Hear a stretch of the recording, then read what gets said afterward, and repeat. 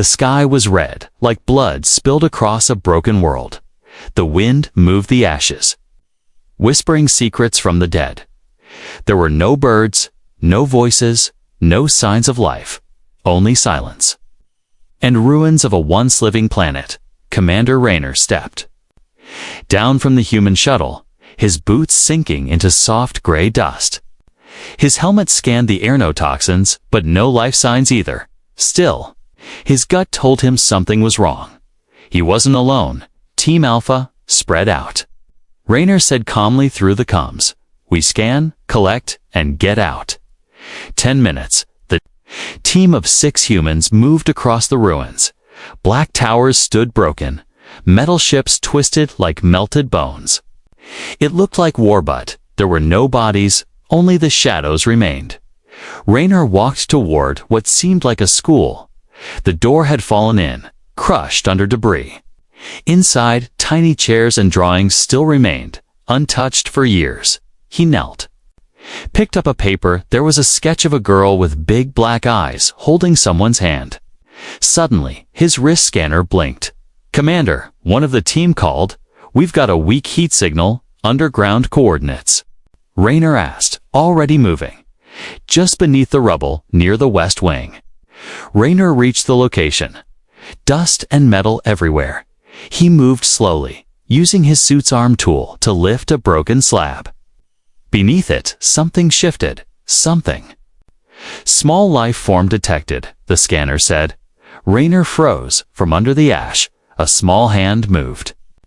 Then a face, a child, no more than 7, her skin pale blue. Her eyes too large, glowing softly. She was covered in dust. Her clothes torn, her body shaking. But she was alive. Raynor dropped to his knees. "Easy," he whispered. "I'm here to help." The girl didn't speak, didn't cry. She just looked at him with wide, tired eyes, like she had seen too much. He gently held out his hand. She didn't move. Seconds passed, then slowly she lifted her small hand and placed it into his. Raynor's heart sank. She was cold, light as a feather, and completely alone. "We have a survivor," he said into his comms. "I repeat, we have a survivor." The team gathered, shocked. "Is she the only one?" One asked. "Scan says no others." Raynor replied, looking down at her. She held onto his hand like it was the only thing she had left in the world. "What's your name?" Raynor asked softly. The girl opened her mouth, tried to speak. Nothing came out. She looked like she hadn't spoken in years. They brought her to the shuttle. Wrapped in a warm blanket, medical scans showed no major injuries. Just weakness, starvation, and stress. Hours passed as the ship left orbit. Raynor sat beside her, giving her water and soft food. She ate slowly, eyes still locked on him, like trying to remember something. Suddenly, she spoke. Just one word, in perfect English. "Raynor," he looked at her, surprised. "How do you know my name?" he asked. The girl blinked, confused herself. I don't know," she whispered, her voice like wind on glass. "Do you understand me?" He asked. She nodded slowly. "My name is Lyra," she said quietly. I waited for the humans. The crew stared. "How does she speak our language?" One whispered, "Who taught her?" But Lyra said nothing more, just held Raynor's hand tightly. She looked out the window as the stars passed. Her eyes glowing again. Memories were coming back, but they were painful. Later that night, Lyra stood in front of a small panel on the wall. She pressed her hand against it, and the lights flickered. "Warning," the system spoke. "Unknown text signature detected." Raynor jumped to his feet. What did she do? Lyra looked at him, her face pale, her voice shaking. "They're coming," she said. "They saw your ship. Who's coming?" Raynor asked, his voice firm now. Lyra stepped back, trembling. "The ones who destroyed my home," Raynor felt a chill down his spine. This was no rescue mission anymore. They had brought something back with them, and it wasn't just a little girl. It was a warning, a message. a beginning of something much bigger, and the only clue was the hand of a little alien girl. Asterisk, in the silence of deep space. She sat alone, wrapped in a silver blanket. Her feet didn't touch the floor. She looked out of the ship's window, where stars moved like slow fireflies. Her name was Lyra. But she felt like a shadow, a leftover piece from a broken world. Raynor watched her from across the room. He had faced aliens, machines, and monsters before, but never a child like this. She wasn't scared of the humans. She wasn't even surprised by the spaceship, but she looked like she carried something heavier than fear. "How are you feeling?" Raynor asked gently. Lyra turned, her big black eyes meeting his. "Empty," she said. "Everything's quiet inside." The crew stayed cautious. They scanned her for trackers, for weapons, even for disease. But she was clean, just a child. Or at least, that's what the data said. Still, questions filled the room like smoke. Why did she speak English? How did she know Raynor's name? And why did she say they're coming? Raynor sat beside her again, this time with a small snack in hand. Lyra took it, but didn't eat. Instead, she asked softly, "Do humans believe in dreams?" Raynor nodded, confused. "Sometimes," he said. "Why?" Lyra looked down. "I saw you in a dream before the sky burned," she whispered. "You held my hand in the fire." Raynor blinked, unsure what to say. Was it a memory? A vision? Or something else? Down in the engine bay, the crew worked on scanning the artifact they found with her. A smooth, dark crystal she had been holding tightly. It didn't match any known tech, not even the advanced alien libraries, but it pulsed like it was alive. Suddenly, the ship lights flickered. The crew rushed to controls. No damage, no enemies, just interference. The same moment, Lyra touched the ship's walls again. Raynor entered the bridge. "What just happened?" he asked. The pilot replied, "Sir?" The ship's AI picked up a signal from her crystal, like a voice. Raynor turned to Lyra. "What's in the crystal?" he asked. She looked afraid now. "Not what?" she said. "Who?" Before he could ask more, the ship alarm screamed. Unidentified object approaching. High speed, Raynor ran to the front window. A shadow moved through space, fast, silent, massive, no signal, no ID. Just darkness, moving like it had purpose. "Brace for impact," someone yelled. But the shadow didn't hit. It stopped just outside the ship's radar range, watching. Waiting. Raynor turned to Lyra. "Is that them?" Lyra nodded. "They followed me," she whispered. "They follow memories. What do they want?" Raynor asked. She looked at the crystal in her hand. "They eat minds," she said, "not bodies." Everyone went silent. "What do you mean, eat minds?" the medic asked. "They erase who you are," Lyra said, "and then you disappear." "Like my people did." Raynor stepped forward, calm but firm. "Why didn't they take you?" Lyra finally looked up, her voice almost breaking. "My mother hid me," she said.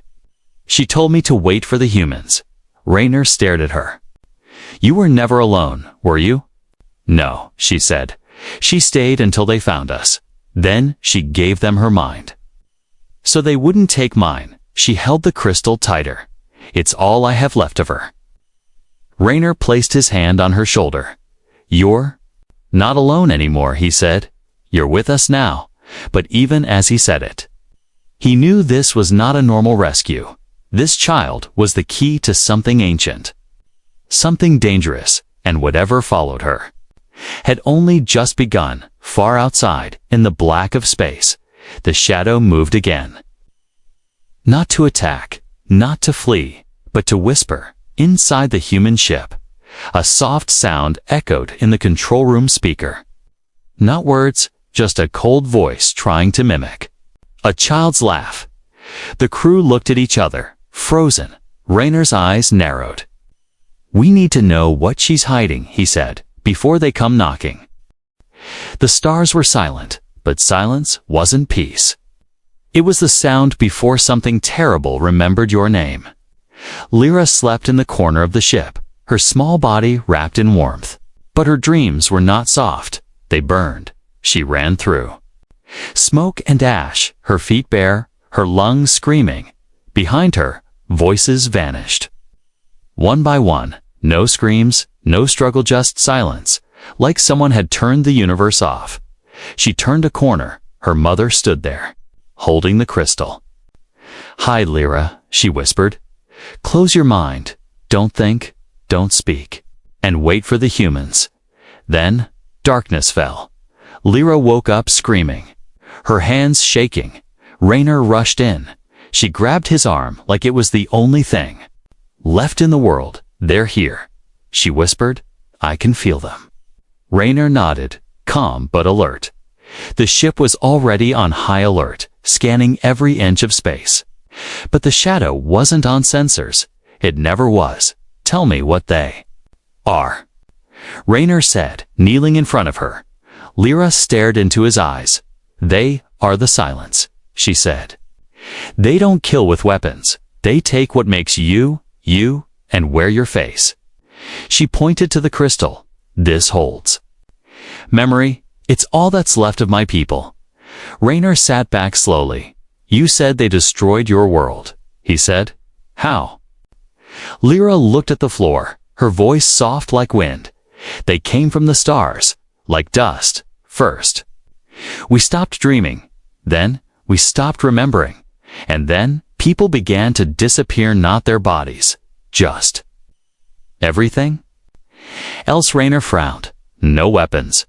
No war. No," she whispered. "Only forgetting. They eat minds, not flesh." The crew listened from behind the glass, their faces pale. No one spoke. No one blinked. Lyra walked to the control screen, her tiny fingers moving like she had done this before. She pressed a sequence, and suddenly a map of her home world appeared. But it was broken, like a file corrupted by time before it was lost, she said. "We tried to stop them. We used memory anchors technology to store what we are. Who we are? Only those who held on to memory survived a little longer." Raynor stared at the image cities fading like old paper, names vanishing from the screen. Lyra turned to him. "You are different," she said. "Humans carry memory in stories, in pain." Raynor stood, arms crossed. "We fight back," he said. "We don't forget." Lyra smiled for the first time. "But it didn't last. They know that," she whispered. "That's why they're afraid of you." Suddenly, the ship shook. Lights flickered. Systems glitched. No alarms, no warnings. Just static in the air. The pilot shouted, "Something's messing with our minds. Names are disappearing from the crew log." Raynor's eyes went wide. He ran to the screen. One crew member's file had gone blank. Name, deleted history. None voice record. Silent, he turned around. "Where's Jacob?" No one answered. Lyra looked around and said, "Too late." The door opened slowly. A man stood there. He wore Jacob's suit, had Jacob's face, but his eyes were empty, and he smiled too wide. "Hello," the not Jacob said. "I remember you." Raynor stepped forward, weapon drawn. "What are you?" he demanded. The thing tilted its head. "I am what you forget," it said, "and soon. You won't remember you ever asked." Lyra stepped in front of Raynor, her hands glowing slightly. "You can't have him," she said, her voice steady. "You can't have them." The thing smiled again, but it didn't step closer. It just faded, like a bad dream, gone without sound. The ship's lights returned. Names restored. Jacob was still missing, but no one could forget him now. Lyra had anchored his memory. For now, Raynor turned to her. "You fought it," he said. "How?" "I remember too much," Lyra replied. "And they can't eat what burns." She turned toward the stars. "They're testing us," she said. "They're not done yet." Raynor nodded. "Then neither are we." Astrus Metal screamed. The ship twisted as if it was alive and afraid. Sirens were silent, but not because they weren't working. They had forgotten how to scream. Inside the ship, lights flickered. Screens blinked, and one by one, the emergency exits locked themselves. Not by command, but by memory loss. There inside, Lyra whispered, standing in the center of the room. Das. Just their hunger. Raynor pulled the emergency manual override. Nothing happened. The ship no longer recognized his voice. Even machines are forgetting us, he muttered. Gripping the controls, the crew gathered in the operations bay. Fear was on every face, and on one, Nit was. Something worse. Who are you? The medic asked the man beside her. He blinked, confused. I think I'm Nolan, he said. But his badge, said Thomas. His voice wasn't the same. And Lyra was already backing away. Raynor stepped between them, gun raised.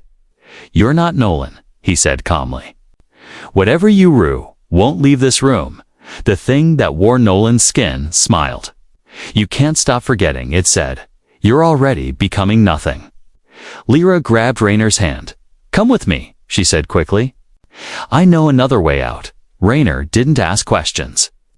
He trusted her now to many strange things had already happened, and somehow, she always knew. They ran through the lower decks, lights dimming behind them, doors that once opened for. Crew now hissed in confusion. Lyra led him to a walla dead end. Where now? Raynor asked, breathing heavy. She pointed to a corner panel. It was cracked, glowing faint blue. I remember this, she whispered. This isn't your ship's tech, it's from mine. She touched it, and the metal rippled. A round door appeared, rising from the wall like waking from sleep. Raynor stepped back. What is this? Memory gate? Lyra said. My mother built it to hide a vessel. The door opened, revealing a smooth chamber, glowing with soft alien light. Inside was a small craft, black and silver, like a living bird. Not made for war, made for running. Can this fly? Raynor asked, stunned. Yes, Lyra said, but it only responds to memory. He looked confused, she explained. This ship doesn't take commands. Sit follows emotion. It reads your fear, your hope, your belief in survival, Raynor. Looked back, hearing footsteps behind them too many to count. Voices speaking in languages never taught. He turned to Lyra. Then let's hope it hears us loud and clear. They climbed into the alien craft. The door ceiling behind them. It had no buttons, no controls. Just a single seat that adjusted to Raynor's body, and a soft pulse that synced to Lyra's. Breathing, the ship asked no questions. It simply launched, outside. The human vessel cracked open like glass, not from weapons, but from silence. From being erased one memory at a time, the escape craft shot through space. Twisting between stars, behind them, the dark presence followed no engines. No light, just hunger. Inside, Lyra closed her eyes. Her fingers on the control threads. Take us to the beacon, she said. Raynor looked at her. What's the beacon? She opened her eyes, glowing softly again. The place where memories live too deep to be eaten. The last place the silence fears. Raynor sat back, watching her. How do you know all this? He asked. She smiled sadly. Because I was born there. Outside, the stars blurred. The chase had begun. And if they failed, there would be no one left to remember Earth ever existed. In the silence between stars, the little ship floated like a tear in space. No engines, no sound. Just soft pulses. Like a heartbeat remembering a lullaby. Lyra sat with her eyes closed. But her mind was wide awake. She wasn't dreaming. She was remembering. Raynor watched her, his hands gripping the sides of the seat. They had escaped for now, but the shadow that chased them wasn't gone. It had never left. Where are we going? He asked again. Lyra opened her eyes slowly. We're not going, she said. We're arriving. Ahead of them, a light appeared, not a star, Not a planet, a sphere of white energy, floating alone in the void, wrapped in rings of frozen. Time, the beacon, Lyra said softly, the last light of my people. Raynor stared at it. It looked alive, almost breathing. What is it? He asked. Lyra stood, her voice steady. A library, she said, but not of books. It holds memory, millions of years of it. The ship slowed down, floating toward the beacon as they got closer. Raynor could hear whispers, not in his ears, but in his mind, voices, stories, songs, laughter, screams. It was beautiful and terrifying. This place, Lyra said, was built to protect what the silence couldn't eat, but it's breaking. Why? Raynor asked. Because Earth is next, she said, and the beacon feels it. Raynor's heart skipped. You're saying the thing that destroyed your world wants mine now? Lyra nodded slowly. It doesn't want planets, she said. It wants stories, dreams, memories, hope. Earth has too much of all three. Raynor stepped out with her as the ship docked. The beacon opened like a flower. Inside, everything was glowing, floating pieces of memory, like living light. Suddenly, one of the glowing threads touched Lyra's forehead. She gasped, stepping back. A voice echoed through the beacon. Hers, not Raynor's. Human, your kind is a noise in the dark, too loud, too bright. So we will erase you too. Raynor spun around, weapon ready, but there was nothing there, only light. What was that? He asked. Lyra was shaking. They've learned how to speak here, she said. They're growing stronger. Another pulse hit the beacon. A wave of memory faded, entire pieces of Lyra's world blinking out. She screamed, not from pain, but from loss. Raynor caught her. You said this place was safe. It was, she said, until I came back. They followed me here, through my thoughts. My guilt opened the door. Raynor looked at her carefully. What guilt?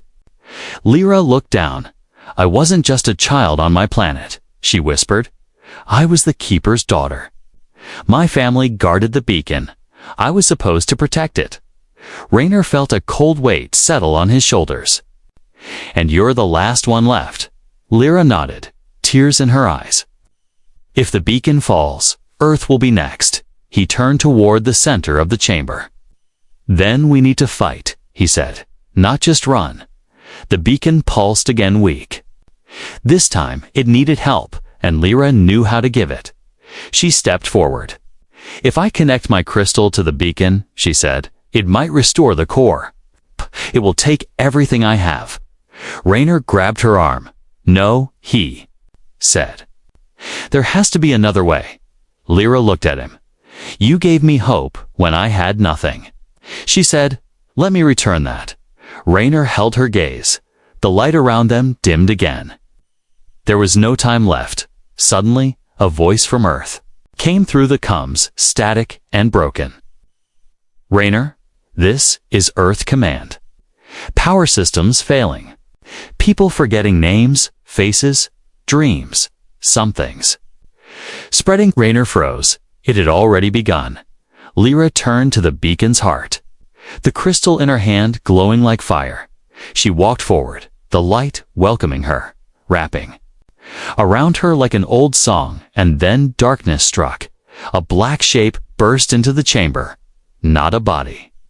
Not a weapon, just a shadow that moved like a scream. Raynor shouted, raising his weapon, but it was too fast. It was coming straight for Lyra. She didn't run.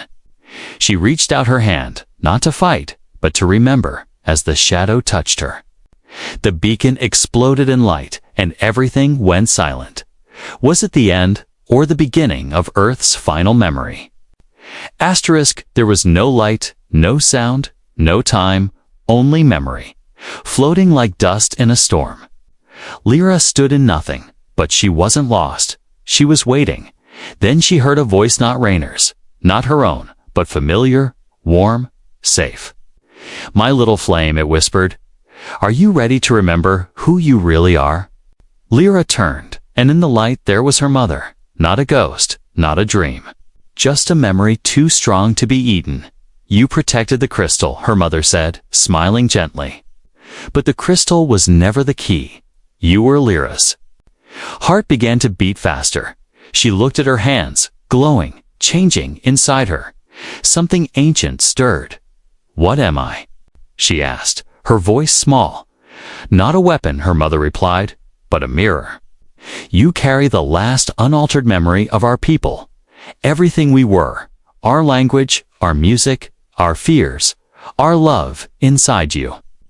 Outside the light, the beacon shook. Raynor stumbled through the energy storm. Searching, calling her name again and again. Lyra, then she opened her eyes. The glow returned, brighter than before. She wasn't just awake, she was fully remembered. Raynor reached her as the beacon tried to stabilize. He saw the difference. In her no longer just a scared girl. Now she stood tall, as if generations stood behind her. Are you okay? He asked, breathless. She looked at him, her voice stronger. Yes, she said. But you're not. Raynor blinked, confused, then realized his hand was shaking. His name tag had faded, just slightly. The silence was inside him now. They touched me, he whispered, didn't they? Lyra stepped forward and touched his forehead gently. I can fix this, she said, but only if you believe in you. She closed her eyes, and suddenly Raynor saw flashes, his childhood. His first flight, his dog, his fear, his hope, and then her, the moment he first saw her hand in the rubble, a promise made without words. The beacon pulsed brighter, feeding on the emotion, the connection. It grew stronger not from energy, but from memory felt deeply. Then a new voice entered the room, cold, crawling. The silence itself. You burn too bright. It hissed. You are dangerous. Raynor stood between Lyra and the voice. Yeah, he said. We get that a lot.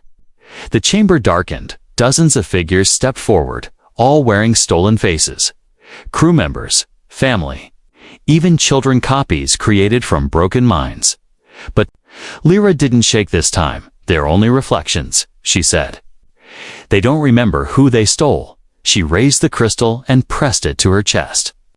It sank in without pain, like it belonged.